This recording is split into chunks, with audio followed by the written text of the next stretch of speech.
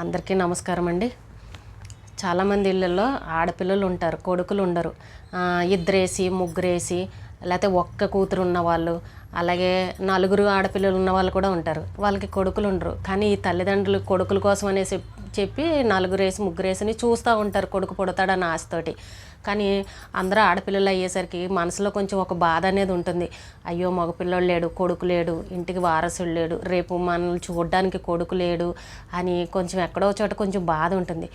ఇంకొంతమంది ఉంటారు, ఆడపిల్లలైనా సరే పర్వాలేదు, ఈ రోజుల్లో ఏముంది, ఆడపిల్లల మగపిల్లల కంటే ఆడపిల్లలే బెటరు, అయినా అన్నిట్లోనూ మగపిల్లలు ఆడపిల్లలు సమానంగా ఉన్నారన్న కొంతమంది చాలా ధైర్యంగా ఉంటారు.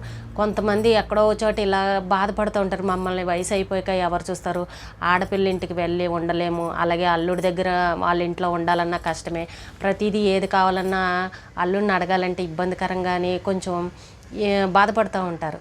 ఈ రోజుల్లో అసలు నన్ను అడిగితే ఆడపిల్లలే బెటర్ అని అంటారండి నేనైతే. ఎందుకంటే ఆడపిల్లలు ఇంట్లో పెట్టుకుని వీళ్ళకి 40 ఏళ్ళు 50 ఏళ్ళు వచ్చిన తర్వాత కూడా పండు ముసలి వాళ్ళని కూడా ఇంట్లో పెట్టుకుని చూస్తున్నారు ఆడపిల్లలు. అలాంటి వాళ్ళు నేను చాలామందిని చూశాను.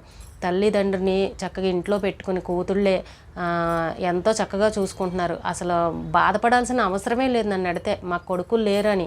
ఎక్కడో కొంతమంది బాధపడుతున్నారు కానండి, చాలా మటుకు ఇప్పుడు ఈ కాలం బట్టి జనరేషన్ మారిపోయిన తర్వాత అసలు మా కొడుకులు లేరని ఎవరు బాధపడట్లేదు. ఎందుకంటే అమ్మాయిలు కూడా చక్కగా చదివిస్తున్నారు, ఉద్యోగాలు చేసుకుంటున్నారు, అసలు దేనికి లోటు లేకుండా చూసుకుంటున్నారు. ఈ కట్నాలు ఇలాంటివి కూడా పెద్దగా ఇబ్బందులు ఏమి ఉండట్లేదు కూడా. కాబట్టి వీళ్ళు కూడా చాలామంది ధైర్యంగా ఉంటున్నారు. కానీ ఎక్కడో కొంచెం మనసులో వారసుడు అనే ఒక ఫీలింగ్, కొడుకు అనే ఉంటుంది కదా, మన పాతకాలం పెద్దవాళ్ళు ఆ కొడుకు ఉండాలని. అలాంటి వాళ్ళు ఎక్కడో కొంచెం ఆలోచించి బాధపడుతున్నారు తప్ప మిగిలిన వాళ్ళు అందరూ బాగానే ఉన్నారు. ఎవ్వరూ బాధపడాల్సిన పని లేదండి. ఆడపిల్లలు కూడా చక్కగా చూసుకున్నారు. కానీ ఇక్కడ వచ్చిన చిన్న సమస్య ఏంటంటే, ఈ అమ్మాయికి వచ్చిన కష్టం ఏంటంటే, అటు కనుక అత్తమామ ఉన్నారనుకోండి, మీలాగే వాళ్ళు పెద్దవాళ్ళు ఉన్నారనుకోండి, అటు వాళ్ళిద్దరిని చూసుకోవాలి, ఇటు మీ ఇద్దరిని చూసుకోవాలి, మొత్తం నలుగురిని చూడాలంటే ఆ అమ్మాయికి ఎంత కష్టమైన పని అండి. ఒక వయసు వచ్చిన తర్వాత అందరూ పెద్దవాళ్ళు అవుతారు, ఏవో ఒకటి ఆరోగ్య సమస్యలు వస్తుంటే అందరికీ చేసి పెట్టాలి. కానీ ఒక్కతే నలుగురికి చేసి పెట్టాలి అంటే ఎంత కష్టంగా ఉంటుందో మనం ఒకసారి ఆలోచించుకోవాలి. అలాగే ఉద్యోగాలు చేసే పిల్లలు అనుకోండి, పాపం అటు ఉద్యోగం చూసుకోవాలి, ఇటు మిమ్మల్ని చూసుకోవాలి, ఇంట్లో తన పిల్లలను చూసుకోవాలి, తన భర్తను చూసుకోవాలి. ఇంతమందిని చూసుకుని రావాలంటే అసలు ఆడపిల్లకి ఎంత కష్టమైన పని అండి. మనం ఒకసారి తలుచుకుంటేనే చాలా భయం అనిపిస్తుంది. అయినా కూడా ఎంత ఇబ్బంది ఉన్నా చూసుకుంటూ ఉంటారు, అలాంటి ఇబ్బంది ఏం లేదు. కాకపోతే మనం మన ఓపిక ఉన్నంత వరకు, మనం చేసుకోగలిగినంత వరకు మన పనులు మనమే చేసుకోవడం బాగా. ఇంకా అసలు లేవలేని పరిస్థితి వచ్చి మనిషి చేస్తేనే కానీ కుదరదు అని అన్నప్పుడే వాళ్ళ దగ్గరికి వెళ్ళి ఉండాలి. లేకపోతే ఉట్టిగానే అయితే సాధారణంగా ఎవరు అలా వెళ్ళరు. సాధ్యమైనంత వరకు ఎవరి వంట వాళ్ళే వండుకుని ఎవరింట్లో వాళ్ళే ఉంటారు. బాగా లేవలేనప్పుడు అయితేనే ఇంక వాళ్ళ అవసరం ఉంది తప్పదు అని అన్నప్పుడే వాళ్ళ దగ్గరికి వెళ్ళాలి. అలాగే ఇంకొంతమంది అల్లుళ్ళతో గొడవలు పెట్టుకుంటూ ఉంటారు చాలామంది ఇళ్ళల్లోనూ. లేకపోతే అది పెట్టలేదు ఇది పెట్టలేదు, లేకపోతే అల్లుడే గొడవలు పెట్టుకునో ఏదో ఒకటి అవ్వచ్చు. కొంచెం అల్లుడికి అత్తగారు వాళ్ళ మధ్య చిన్న చిన్నవి గొడవలు ఉంటాయి. కానీ అలా లేకుండా చూసుకోండి ఎప్పుడైనా సరే.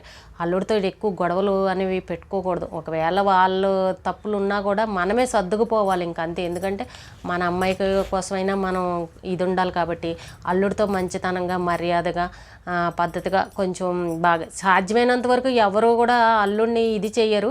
అల్లుళ్ళే ఇంకా ఈ రివర్స్లో అత్తగారాల మీద కోపాలు చూపెడతారు. కానీ అల్లుడిని అందరూ గౌరవించి మర్యాదగానే చూస్తారు. అలా ఉండేలాగా చూసుకోండి, గొడవలు లేకుండా చూసుకోండి. పాతవైనా కొత్తవైనా ఏ గొడవలు లేకుండా అల్లుడితో చక్కగా మర్యాదగా ఉండేలాగా అలా చూసుకోండి. అలాగే వాళ్ళ పిల్లలను కూడా బాగా చూసుకునేలా చూసుకోండి.